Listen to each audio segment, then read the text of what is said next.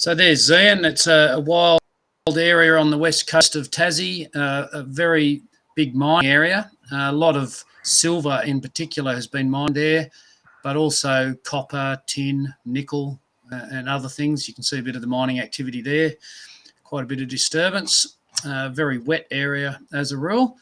But a crew of us went over. I think there was about 12 of us went over in the end, and we were given a few tips from some of the locals as to where to go and find some things. So this is what's regarded as Ordovician, or 400 million years plus old, apparently. And we were lucky enough to find some nice fossils there. There's just a few samples of them, and that adds to our collection, and we'll show those soon. Some of the so-called older fossils, we don't regard them as that necessarily, but under the secular system, they're regarded as some of the older ones that we've got in our museum. And we also went to the Zion Gem Fair, which was one of the real reasons we went over there as well. And we bought some fossils, and you can see there I've been able to match them with a whole bunch of shells that I already have, which is great. And just showing really that even though they're supposedly 2 to 5 million years old, some of those, they are in fact no different to the modern ones. And this is perhaps one of the nicest ones that we bought. It's a Jurassic sea urchin. So that's supposedly 150 million years old, and there's one that I had in my collection. So that's a long period of time not to evolve. Yeah. Yes, indeed.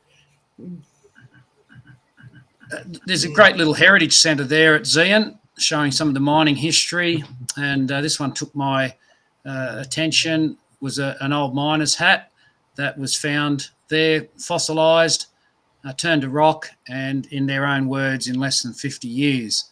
So just great evidence, really, to show that turning things to rock doesn't take long at all. We've also got a new museum edition. I think Joe's got a copy of this too, haven't you, Joe? We have indeed, yes. That looks like one of those ones from Vance Nelson, is that right? That's right, yeah. So we've just framed it up, and that's going to go on the wall too. So that's ready to go. I think that's it for my slides. I've got one other thing to show you. Craig, would you tell people what that actually is? Because I know, Joseph knows, many of our viewers might know.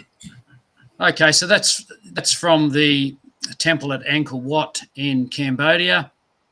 Yeah, sorry, I didn't really explain that, but it's I asked a 10-year-old without the sign there or anything. I said, "What do you think that animal is?" And he just straight out came and said, "It's a Stegosaurus." It's got a couple of features there that raises a couple of questions. The ears, for example, sticking up there, are not what we find in the fossils, at least. But I guess you can argue that the artist may not have had a long close-up look at a Stegosaurus necessarily, or he's just applied a bit of artistic license. But yeah, it very much looks like a Stegosaurus in anyone's language.